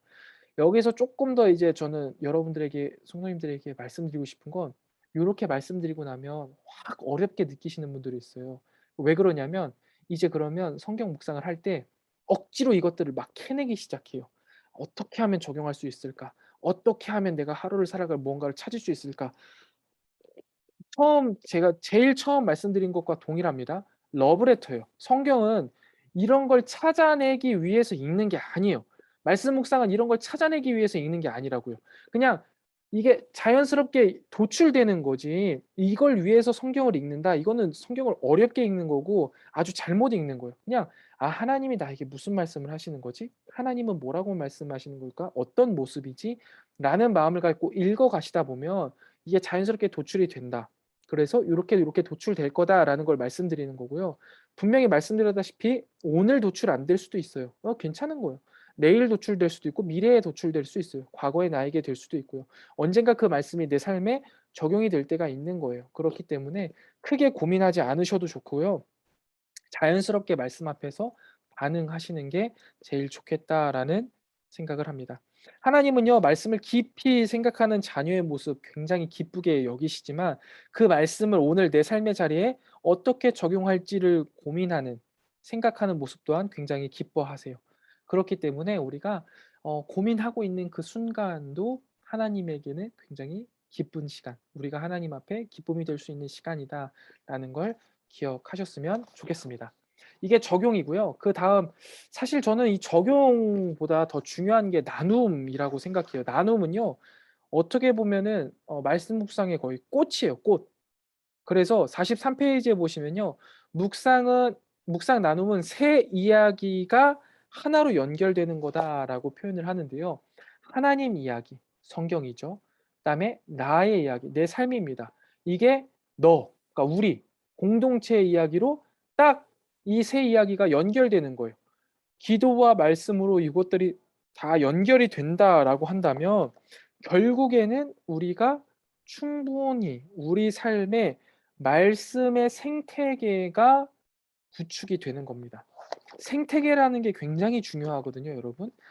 그래서 우리가 아이들 공부시킬 때도 이게 유유상종이라고 하고 외고 다니는 애들만큼의 수준의 공부를 하잖아요. 그리고 뭐 특목고 아이들은 특목고 다니는 아이들만큼의 그 끼리끼리 같이 하잖아요. 왜냐하면 이 친구가 이만큼 하니까 안 할 수가 없는 거예요. 그래서 공부를 잘하려면 결국 잘하는 아이들과 모여야 되는 것처럼 이 말씀 묵상도 마찬가지예요. 말씀 묵상을 하는 서로가 함께 나누고 공유해야지만 말씀 묵상을 잘할 수가 있어요. 오늘 설교 말씀에도 나와 말씀하셨잖아요. 담임 목사님이 이 교회가 중요합니다. 공동체가 중요해요. 개인적으로 하나님과 신앙생활을 한다? 이거는 완전 반쪽짜리 신앙도 못한 거예요, 사실. 하나님과 나와의 관계 굉장히 중요하죠. 그러나 이 관계가 우리로, 너로, 공동체로 같이 연결되지 않는다면 분명히 그 사람은 실족할 수밖에 없어요. 성경 묵상도 마찬가지입니다. 그래서 제가 지난주부터는 이제 말씀을 이제 나누고 그 밑에 아멘 댓글도 달아달라라고 말씀드렸던 건데, 그러면 다른 사람이 한 것도 보게 되잖아요. 그러면 거기에서 얻는 유익이 뭐가 있습니까? 개인의 묵상에 지나친 주관화가 극복이 돼요. 그러니까 내가 말씀 묵상을 잘했나 못했나 고민이 된다면 함께 나눠 보면 되는 거예요. 함께 나눠 보면 답이 나와요. '아 이거 내가 조금 극단적으로 나갔네. 아 이건 내가 좀 소심했네. 이분이 한 거는 진짜 잘했다. 아 나도 요렇게 해야겠다.' 보아야 볼 수 있다는 거죠. 그다음 더 크신 하나님에 대한 온전한 이해가 돼요. 마찬가지예요. 저도 마찬가지입니다. 지금 저희가 하나님의 말씀 이 성경을 통하여서 개인이 깨닫고 있는 거는요. 어떻게 보면 장님이 코끼리 코 만지고 한 분은 코끼리 다리 만지고 한 분은 코끼리 꼬리 만지는 거예요. 그런데 한 사람이 각자 하나 만지고 있으면서 "야 이거는 뭐 이상한 고무 막대기야. 아니야 이건 통나무야. 아니야 이거는 빗자루야." 이야기하고 있을 바에는 서로가 같이 이야기하자는 거죠. "야 이쪽 부분은 이거 뭔가 호수 같은데 이쪽 부분은 뭐 딱딱한 나무 같은데 야 이쪽 부분은 빗자루 같은데 그러면 야 어떻게 생긴 거지? 한번 생각해 볼까?" 이러면서 상상력이 되잖아요. 100%뭐 코끼리를 이제 상상할 수는 없겠지만 더 많이 알게 되고 온전한 이해를 하게 된다는 거죠. 하나님에 대한 이해도 마찬가지입니다. 우리가 서로서로 이해한 하나님에 대한 이해를 공유한다면 하나님의 더 많은 부분들을 우리가 알 수 있습니다. 그리고 세 번째, 묵상을 배우고 익히는 최고의 방법이에요. 제가 테니스 되게 좋아하거든요. 테니스 실력이 제일 빨리 늘려면 어떻게 해야 되는지 아세요? 잘 치는 사람들과 많이 치면 됩니다. 공부도 마찬가지겠고 묵상도 마찬가지예요. 서로서로 이제 잘하는 분들이요 보일 겁니다. 말씀 묵상 하시다 보면 이번에도 아멘, 아멘 하시다 보면 나오잖아요. 이분은 참 글을 잘 쓰신다. 이 말씀에 이런 뜻이 있었구나. 그렇게 잘 쓰시는 분들이 있어요. 그걸 자꾸 보다 보면 결국엔 우리 몸에 익숙해지고 그리고 배워집니다. 닮아져요. 그리고 늘어나요. 그리고 마지막 우리가 말씀 묵상을 하다 보면 그 나눔 가운데 사랑의 마음으로 읽다 보면요 보일 겁니다. '아 이 사람의 마음이 조금 이 경우에 상해 있는 것 같다.' 아니면 '이 사람에게는 이런 도움이 좀 필요할 것 같다. 이 사람에게 요런 말 한번 해 주면 좋지 않을까?' 하는 것들이요. 이제 점점점 보이시기 시작할 겁니다. 그러면 기독교인에게 가장 필요한 게 뭔지 아세요, 여러분? 오지랖입니다. 이 오지랖 중요해요. 한마디 가서 해 주는 거예요. 근데 물론 이게 오지랖의 기본 전제는 사랑이라는 거 아시죠?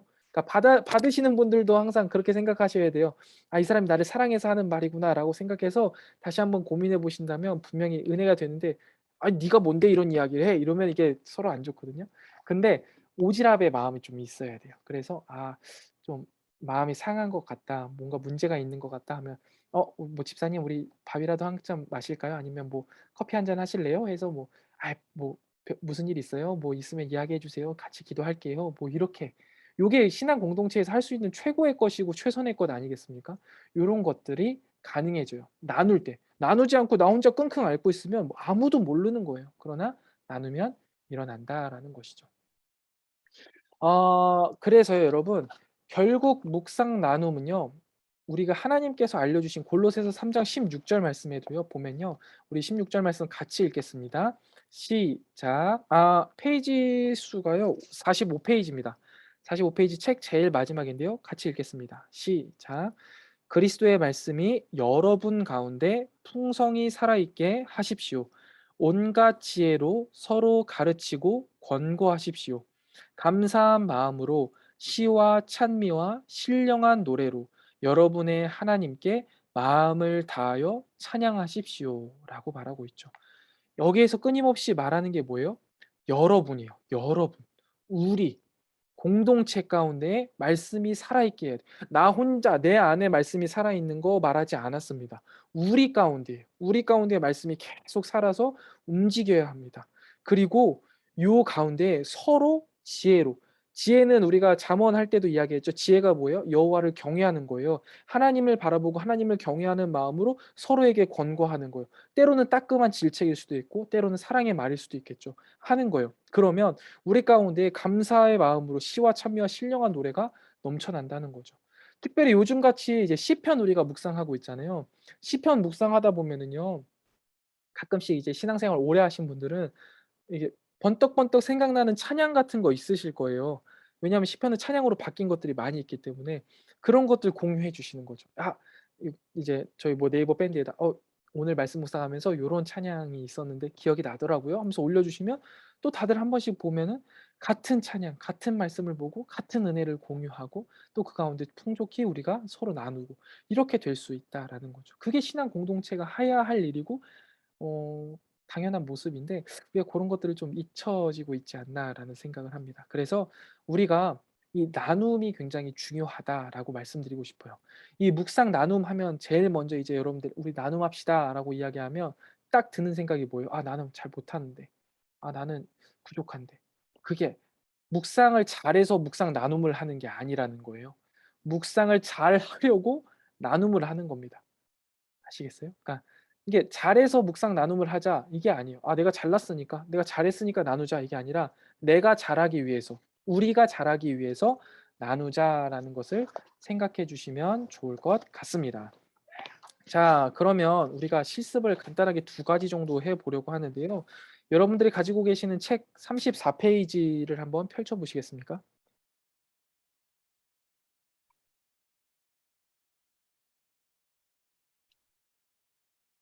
여러분이 가지고 계신 책 34 페이지 여호수아 1장 1 절부터 9절 말씀입니다.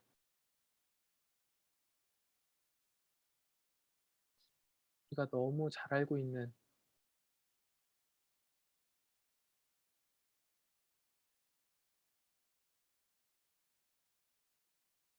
성경인데요.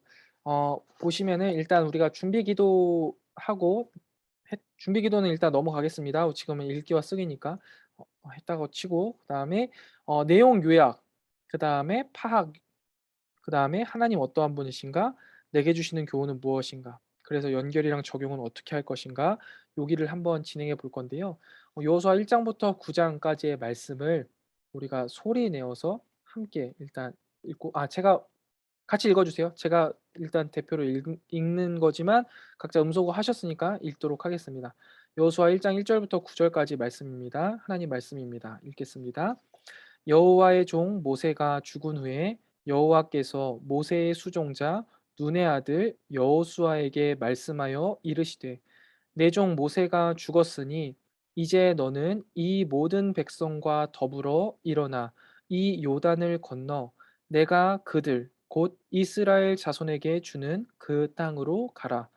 내가 모세에게 말한 바와 같이 너희 발바닥으로 밟는 곳은 모두 내가 너희에게 주었노니 곧 광야와 이 레바논에서부터 큰 강 유브라데 강까지 헷 족속의 온 땅과 또 해 지는 쪽 대해까지 너희의 영토가 되리라.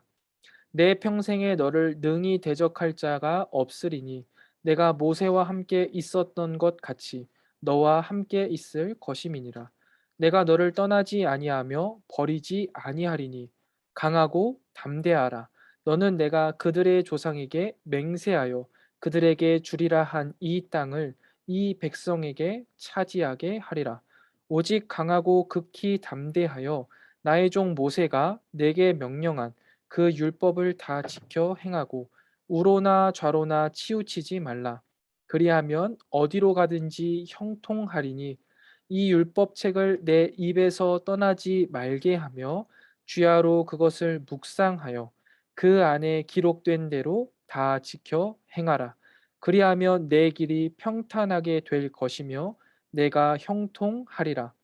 내가 네게 명령한 것이 아니냐. 강하고 담대하라. 두려워하지 말며 놀라지 말라. 내가 어디로 가든지 내 하나님 여호와가 너와 함께 하느니라 하시니라. 아멘. 자, 요렇게 우리가 한번 소리 내서 읽었고요. 다시 한번 이제 두 번 더 소리 내서 읽으셔야 되는데 읽으실 때 최대한 더럽게 한번 만들어 보세요. 표시를 많이 하시고 또한 궁금한 질문들을 한번 생각해 보시면서 한번 쭉 우리가 말씀 묵상을 진행해 보도록 하겠습니다. 그래서 70 34 페이지 옆면에 보시면 내용 요약, 하나님 어떤 분이신가, 내게 주시는 교훈은 무엇인가까지 한번 정리해 보도록 하겠습니다. 한 시간은 한 10 분에서 15분 정도 드릴게요. 한번 천천히 진행해 보시면 좋겠습니다.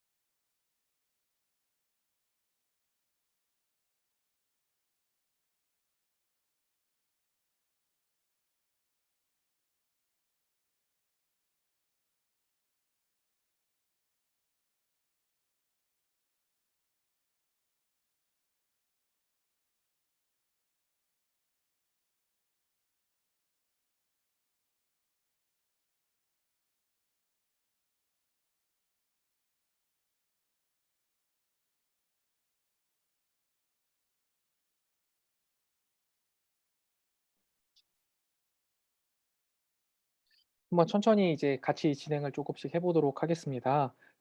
일단 먼저 해야 될 게 내용 파악이겠죠. 여기 안에 있는 팩트들을 사실들을 먼저 좀 찾아내는 겁니다, 상황을요. 제일 먼저 한번 1절 한번 해 볼게요. 서주미 권사님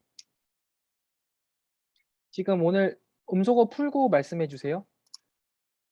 여호수아 1장 1 절부터 9절 가운데 어떤 네, 내용이 있을까요? 네. 하나만 말씀해 주세요. 제일 먼저 저는 찾으신 거.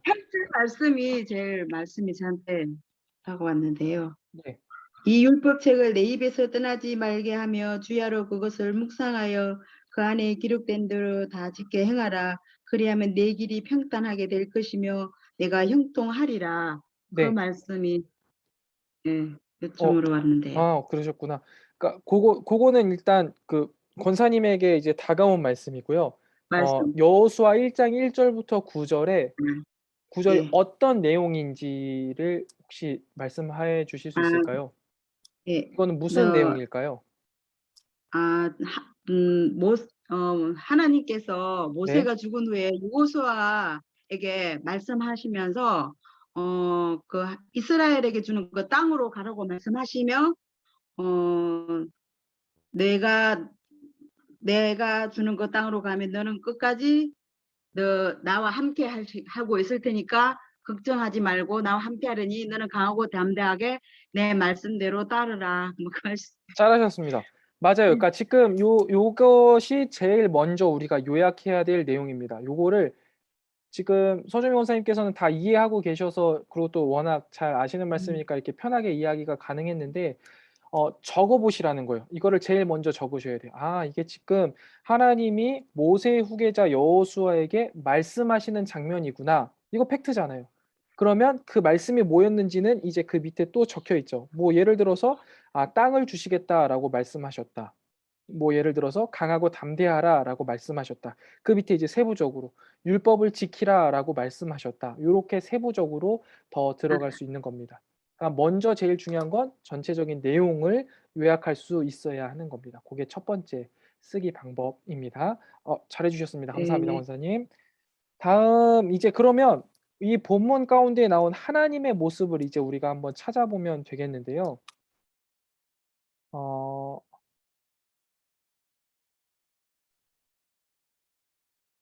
어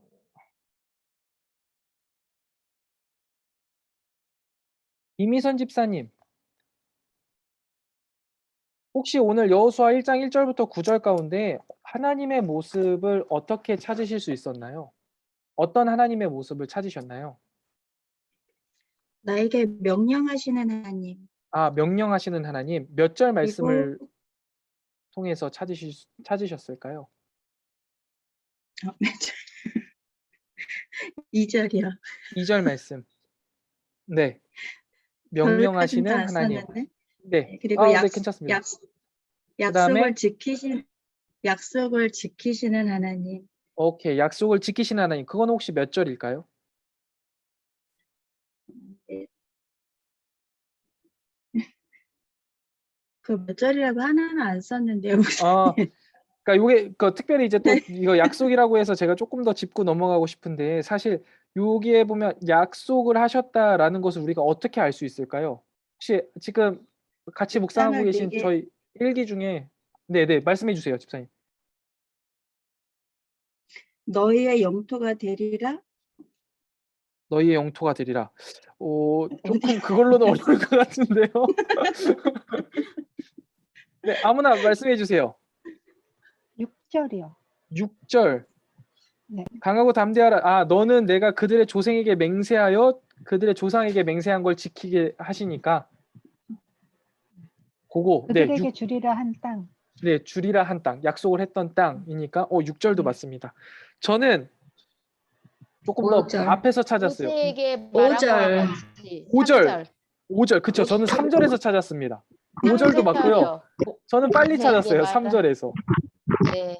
왜냐면 모세에게 모세가 말한 말씀하신 것 같이 그러니까 모세가 말한 약속을 내가 여호수아 너희에게도 지켜준다라고 말씀을 한 거죠. 그래서 요렇게 찾으셔야 되고, 그리고 지금 이미선 집사님하고 제가 하면서 한 가지 또 말씀드린 건데, 하나님의 모습을 찾으실 땐 그 옆에 몇 절에서 찾았는지를 한 번 더 적어 주시는 게 틀리지 않아요. 혼선이 안 오고. 그러니까 그렇게 해서 좀 팁을 알려드립니다. 그렇게 해서 하나님의 모습을 찾았습니다. 그러면 이미선 집사님, 그 약속하시는 하나님을 찾았잖아요. 요거를 어떻게 연결하실 수 있을까요? 삶에 어떻게 적용하실 수 있을까요? 하나님은 나에게 말씀으로 약속하니까 그 약속을 하나님의 약속을 믿고 살아가야 된다. 오케이, 하나님의 약속을 믿고 살아가야 한다. 그래서 그 하나님의 약속이 의심하지 무엇인지를 말고. 예. 그 약속이 무엇인지를 이제 오늘 본문 가운데 더 깊이 묵상을 하면 이제 나오겠죠. 뭔가 하나님이 나에게 약속하신 것, 그러니까 나에게 주신 그 땅은 어디일까? 이런 것들을 한번 고민해 보는 거죠. 아, 내가 정말 두렵지만 나아가야 할 곳이 어디인가를 고민해 보고 하나님이 그곳을 주신다라고 약속하셨으니 나는 믿음으로 나아가야 하겠다. 이런 것들을 찾을 수 있을 겁니다.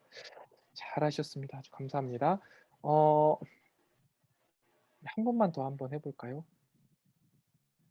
문동윤 집사님, 네.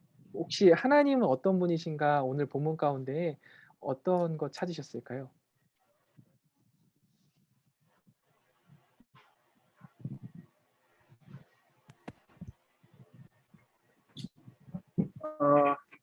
하나님은 끝까지 함께 하시는 하나님이라는 것을 찾았고요. 네. 1장 9절 말씀을 통해서 찾았습니다. 오, 내가 어디로 가든지 내 하나님 여호와가 함께 하시느니라. 네. 여기 말씀에서 찾으신 거군요. 네. 그러면 요것을 나의 삶에는 어떻게 적용할 수 있을까요? 제 삶에 어떤 선택지가 있어서 네. 제가 어떠한 선택을 하든지 하나님께서 저와 함께 하실 것이다 라고 생각되었습니다. 오케이, 잘하셨습니다. 아주 잘하셨고요. 이게 지금 여기서 이제 약간 조금 더 디테일하게 좀 들어가야 할 게 이제 요 묵상까지도 굉장히 잘하신 겁니다. 그런데 조금 더 우리가 말씀을 깊이 더 묵상을 해보면요, 지금 하나님께서 언제 어느 때나 함께 하신다라고 하신 건 맞죠. 그런데 조건이 있었습니다. 그 조건을 혹시 찾을 수 있을까요?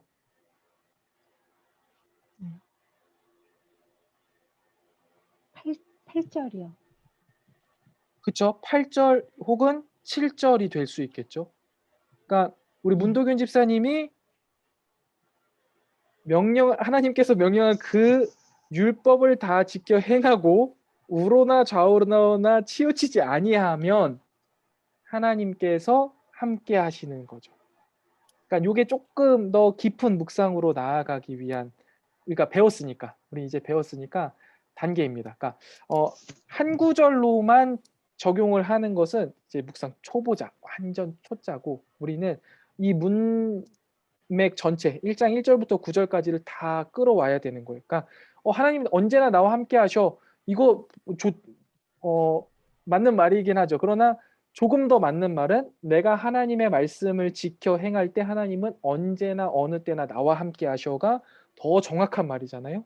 우리가 조금 더 그렇게 가져갈 수 있어야 돼요. 이렇게 가져가지 못하는 이유는 일단 익숙하니까, 이 본문 굉장히 익숙한 본문 일부러 이제 여기다 골라놓은 거거든요. 익숙하니까 그래, 하나님 강하고 담대하라 하셨지, 우린 나가기만 하면 되지, 이렇게 가져갈 수 있지만 사실 여호수아 1장 1절부터 9절 말씀은요, 하나님이 우리와 함께 하신다라는 내용보다는 여호수아 전체를 생각한다면 이스라엘 백성들이 왜 그렇게 망할 수밖에 없었는지를 사실 볼 수밖에 없는 거예요. 좌로나 우로나 치우치지 않고 율법을 다 지켰어야만 하는데 이 사람들 계속 가면서 하나님의 말씀을 어그리고 또 어그리잖아요. 그래서 망가질 수밖에 없었다. 요게 사실 더 와닿을 수도 있고요. 아무튼 그랬습니다. 1장 1절부터 9절을 묵상하기 때문에 우린 전반적으로 갖고 올 수 있어야 한다라는 것을 꼭 말씀드리고 싶었습니다. 다음, 그러면 목사님, 네. 근데 초보자가 네. 목사님 초보자가 좀 묵상하기에 여기 있는 본문의 말씀 여기까지 지금 했잖아요. 연결시키고 하나님 조금 어려운 것 같네요. 좀 어렵죠. 쉽지 않죠. 진짜 이게 진짜 너무 어려운 것 같아요. 쉽지 않은데요. 자꾸 쉽지 하시다 않은데. 보면 늡니다. 아, 초보자 하기는 너무 어려워.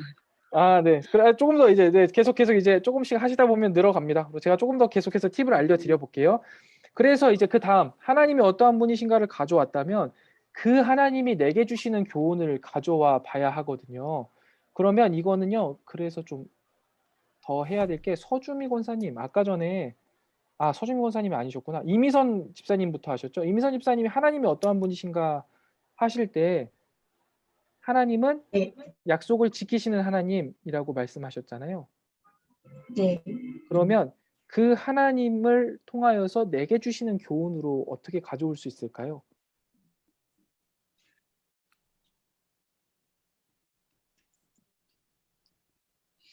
하나님이 말씀에서 하시는 약속을 의심하지 말고 그 말씀을 믿고 따른다.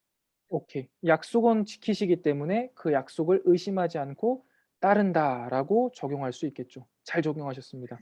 그러니까 이게 어렵게 생각하실 필요가 없이 처음에 본문 가운데 팩트를 찾고요. 그다음에 그 팩트 안에서 하나님이 어떠한 분이신가를 찾아내면 그 하나님이 어떠한 분이신지를 아는 순간 우리 삶의 교훈으로 끌고 오는 일은 생각보다 그렇게 어렵지는 않습니다. 물론 어려울 수도 있지만 그래도 조금 더 수월하게 넘어올 수가 있어요. 그러면 이제 다음 문도균 집사님, 아까 하나님은 조금 더 우리가 발전을 해서 우리와 율법을 지켜 행할 때 우리와 늘 함께 하시는 하나님으로 우리가 받아들였잖아요. 그러면 내게 주시는 교훈은 어떻게 가져올 수 있을까요?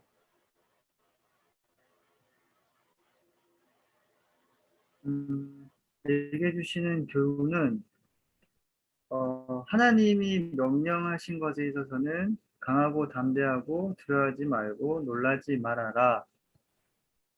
네, 이렇게 좀 받아들여졌습니다. 그래서 그러면 내 삶에는 강하고 담대히 놀라지 않고 하나님의 뜻을 행해야겠다라는 적용인 거잖아요. 그렇죠? 네, 그렇게 네. 가져가시면 되는 겁니다. 그렇게 가져가시면 돼요. 그러니까 지금 시간이 짧아서 그리고 이제 제가 이렇게 조금 진행을 땡겨가기 위해서 가져가지만 자꾸 읽어보시고 다시 한번 써보시려고 노력을 하시다 보면은요. 매끄럽게 말이 만들어집니다. 만들어질 때까지 하셔야 되는 거고요. 그러니까 사실 이게 한 20분에서 30분 정도, 길면 30분이고요. 짧으면 20분 정도 걸리는 아주 복잡한 과정이기는 해요. 그러나 계속 하시다 보면 조금씩 시간이 단축이 되고요. 조금 더 묵상의 깊이도 깊어지실 겁니다. 고렇게 가져오시면 참 잘하신 겁니다. 그래서 우리가 한 번 더 이제 마지막이니까 조금만 시간을 더 쓰도록 하겠습니다. 우리 마지막이니까 오늘 말씀 묵상까지 한번 제가 같이 해 드리려고 하는데요. 이따가 하려고 하면 또 귀찮으시잖아요.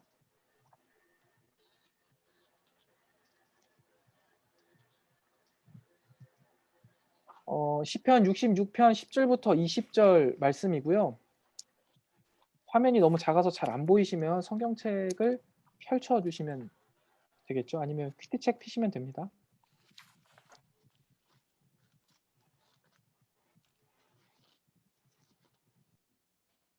네. 제가 같이 읽도록 하겠습니다. 함께 읽겠습니다. 시작. 하나님이여 주께서 우리를 시험하시되 우리를 단련하시기를 은을 단련함 같이 하셨으며 우리를 끌어 그물에 걸리게 하시며 어려운 짐을 우리 허리에 메어 두셨으며 사람들이 우리 머리를 타고 가게 하셨나이다. 우리가 불과 물을 통과하였더니 주께서 우리를 끌어내사 풍부한 곳에 들이셨나이다.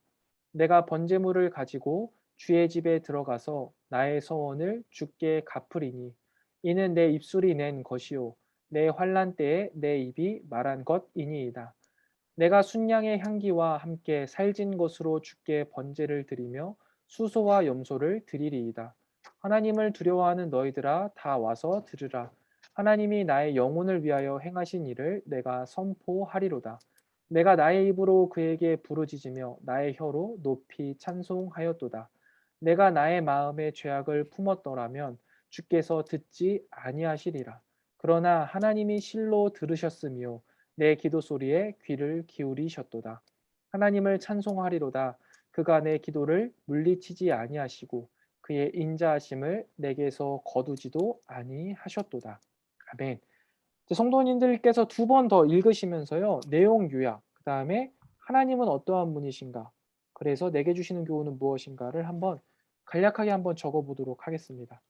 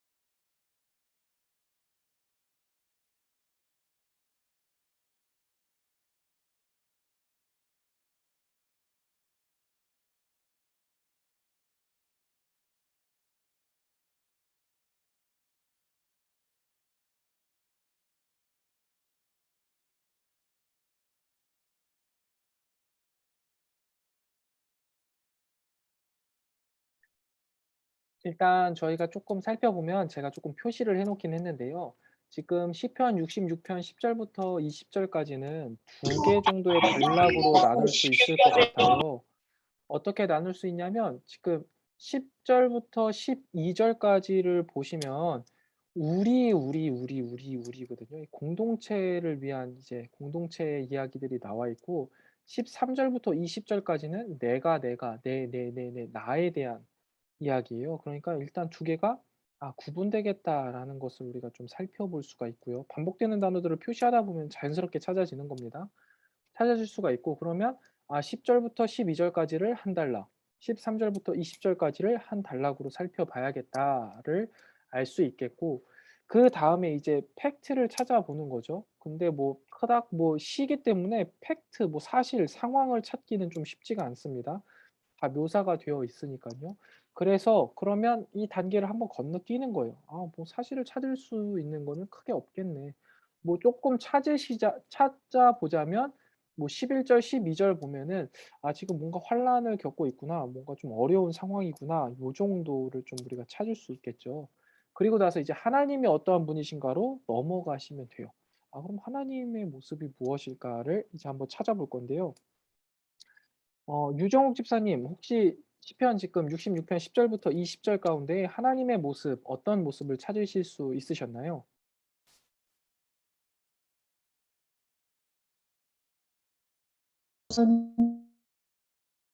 네.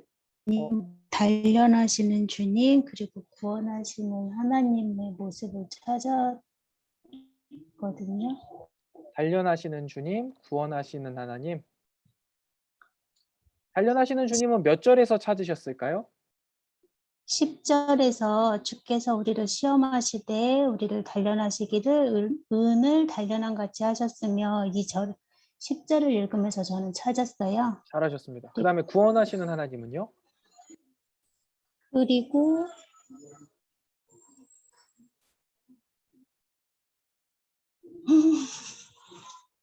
구원하는 하나님 없으셨을까요? 알겠습니다. 잠시만요.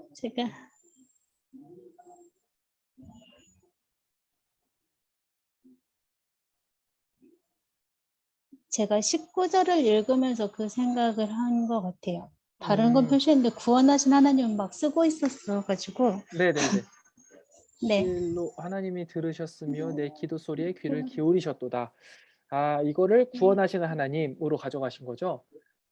네. 만약에 그렇게 가져가셨다라고 한다면 뭐 잘못됐다 이야기 드리는 건 아니고요. 조금 더 뭐랄까, 제 생각엔 저는 만약에 저라면 구원하시는 하나님까지는 조금 가기가 어렵고 기도에 응답하시는 하나님, 요렇게 하면은 좀 더 어떨까요? 이거를 구원까지 가져가기는 조금 먼 것 같아요.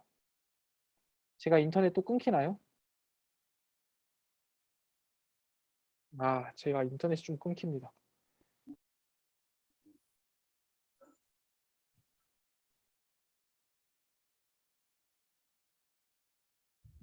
목사님 음소거 되셔가지고. 죄송합니다. 이게 교회 인터넷이 되게 불안정한가 봐요. 이게 시간이 다 돼서 그런가. 이정호 집사님, 아까 그 구원하시는 하나님을 기도에 응답하시는 하나님이라고 하는 건 좀 어떠신가요? 네네. 네, 그게 조금 더 알겠습니다. 가까울 것 같아요. 그러니까 깊이 한 번 더 나가는 것도 중요하겠지만 좀 우리가 표면적으로 가는 것도 좋을 것 같습니다. 네. 네, 기도에 응답하시는 하나님으로 하게 되고, 잘하셨습니다. 그 다음 한 번만 더 해볼게요. 정구영 집사님, 혹시 말씀이 가능하실까요?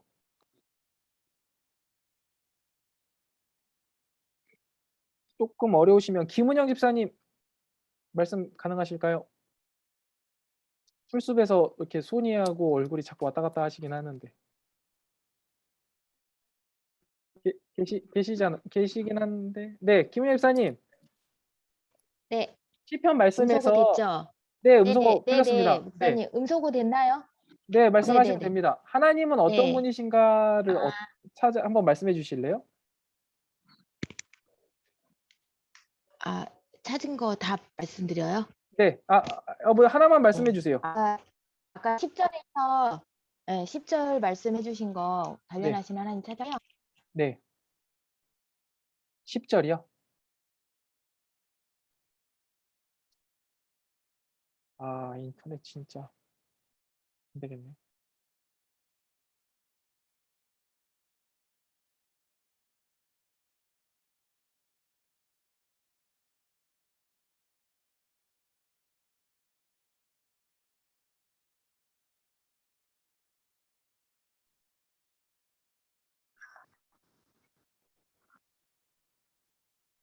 목사님, 네.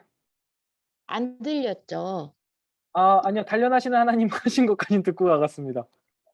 아, 이게 자꾸 끊기나 아, 봐요. 지금 교회 인터넷이 약간 끊기네요. 그다음 네, 그다음 뭐 네. 하셨어요? 아, 저 18절 마음의 네. 제약을 품으면 듣지 않으시는 하나님. 아, 20절 네. 인자하심을 내게 베푸시는 하나님.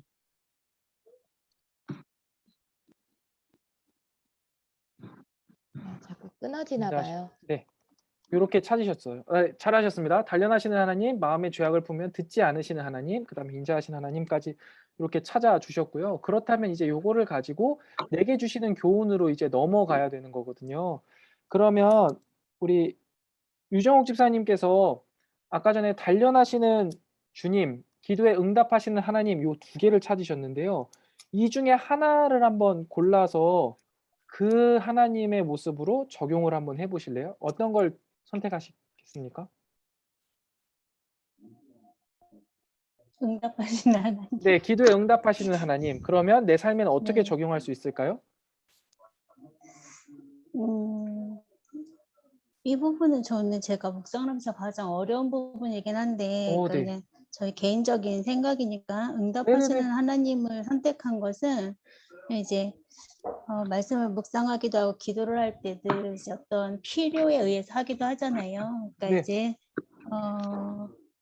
제가 원하는 답은 있으나 그대로 풀리지 않을 때도 있고, 그러니까 이제 이 일을 통해서 어떤 말씀을 하시는지를 끊임없이 좀 찾을 수 있게 적용해야 되는데, 그러니까 주님이 지금 이제 이 말씀을 통해서 아니면 뭐 어떤 일을 통해서 제가 어떠한 변화를 갖기를 원하시는지를 좀 끊임없이 생각해 보게 하시는 것 같아요. 그래서 저한테 변화를 좀 요구하신다. 그러니까 제 이제 들으셨고 기도 소리에 귀를 기울이셨다. 이거는 제가 이제 마음 응답을 들었을 때 응답이라고 생각할 때는 좀 편안함을 느끼기도 하잖아요. 그러니까 네.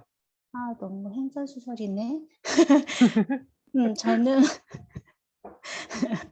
응답이라고 느끼거나 이렇게 그 마음이 와닿는 이런 적용을 할 때 뭐 하여튼 저에게 어떤 변화를 원하고 계시는구나라는 생각을 좀 많이 하는 편이에요. 그래서 오케이. 어떻게 변화를 하면 좋을까? 변화하시길 원하실까? 뭐 이런 생각을 그런 생각으로 적용을 해보고자 애쓰고 있습니다. 잘하셨습니다. 이게 그러니까 약간 좀 이렇게 횡설수설하신 것 같지만 사실 삶에는 제일 잘 적용이 된 부분인 거예요. 본인이 이제 그거에 대해서 고민을 많이 하셨고, 그래서 하나님이 나에게 변화를 원하시는구나. 뭐 이렇게 우리에게 구체적으로 이야기할 수는 없겠지만 하나님이 분명히 기도에 응답하시고 응답하셨기 때문에 나는 뭔가 변화를 해야겠다. 잘 가져가신 겁니다. 잘하셨습니다. 그다음 우리 김은영 집사님. 단련하신 하나님, 마음의 죄악을 품으면 듣지 않으신 하나님, 그다음에 인자하신 하나님 이렇게 3개 가져가셨는데 그중에 하나를 고르신다면 뭐를 고르실 수 있을까요? 음소거 좀 풀어 주세요. 집사님. 김은영 집사님 음소거 풀어 주세요. 네. 말씀하세요. 저 18절요. 마음의 네. 제약을 품으면 듣지 않으시는 하나님. 저도 여기 어, 했는데. 네. 우리가 어떤 식으로 적용을 하나님께 하실까요?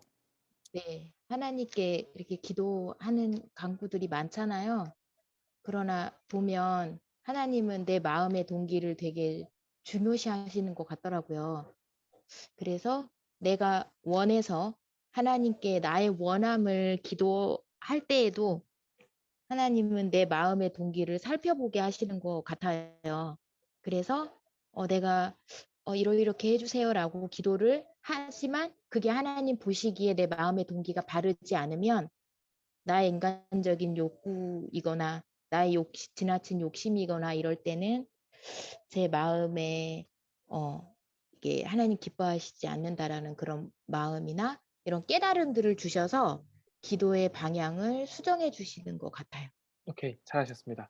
잘 적용하신 겁니다. 지금도 잘 와닿는 거죠. 그러니까 지금 김은혜 목사님 뭔진 모르겠지만 우리한테 다 이야기는 못 하시지만 이제 본인이 기도하시는 그 기도의 제목에 하나님의 마음에 합당하지 않은 부분들이 있었고 그것을 이제 좀 더 수정해야겠다라는 생각을 하신 거죠. 잘 나눠 주신 겁니다. 잘 적용하신 거고요.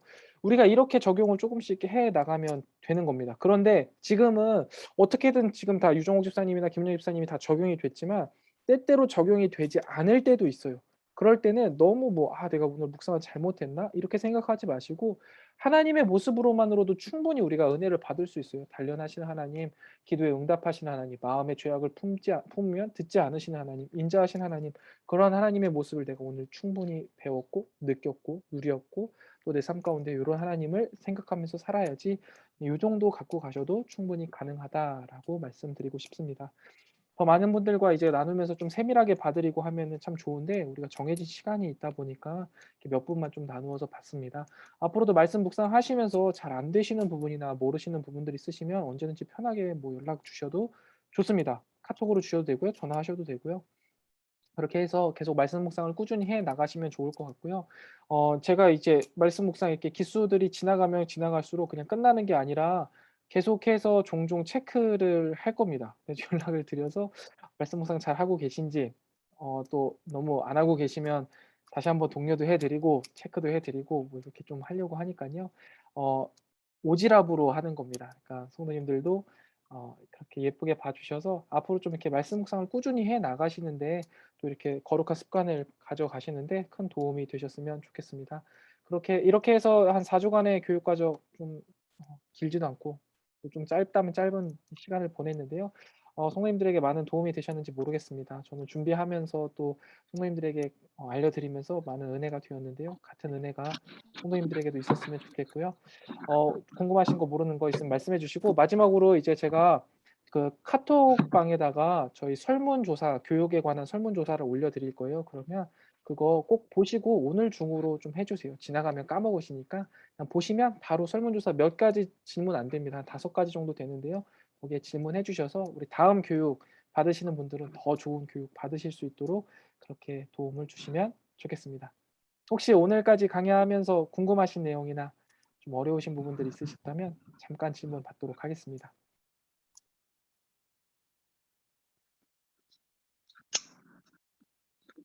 목사님 훈련을 많이 해야 될 것 같아요. 처음이라. 네, 맞습니다. 전사님 훈련 많이 앞으로 열심히 더 하시고 또 모르시는 거 있으면 말씀해 주시고 저도 틈틈이 연락드리겠습니다. 계속 꾸준히 네. 하시는 게 제일 중요합니다. 묵상은 하는 게 중요하지 잘하고 말고가 분명히 없습니다. 제가 말씀드렸다시피 하나님과의 교제예요. 내가 못하고 있다 생각하실 필요가 없어요. 하나님과 만나는 것만으로 충분히 잘하고 계신 거고 하나님 충분히 기뻐하십니다. 그러니까 하는 게 중요하다. 요것만 좀 더 생각해 네. 주시면 좋을 것 같습니다. 네. 자, 그럼 늦은 시간까지 참 고생 많으셨습니다. 또 한 달 동안 교육 받으시느라고 수고 많으셨고요. 네. 여러분의 삶 가운데 수고 말씀으로 많으셨습니다. 하나님과 동행하시기를 기도하겠습니다. 승리하십시오. 네. 수고하셨습니다. 네, 네, 수고하셨습니다. 감사합니다. 좋은 저녁 되세요. 감사합니다. 수고하셨습니다.